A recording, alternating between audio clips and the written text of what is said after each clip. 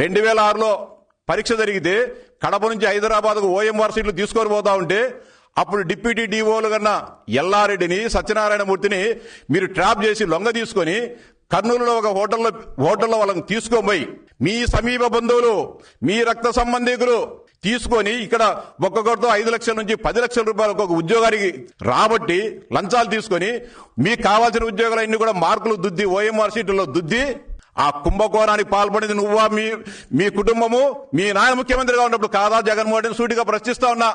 5 మంది ఉద్యోగుల పైన ఎల్లారెడ్డి సత్యనారాయణమూర్తి అనే డిప్యూటీ డిఓలు 3 ఉపాధ్యాయులు మీ బంధువులతో మీ రక్త సంబంధికులతో కుట్రకు పాల్పడి నిరుద్యోగ ఉపాధ్యాయుల జీవితాలలో నాశనం చేయడం జరిగింది. మీరు 2006 సెప్టెంబర్లో డిఎస్సి జరిగితే అన్నిసార్ల ఫలితాలు నవంబర్లో ఇవ్వడం జరిగింది.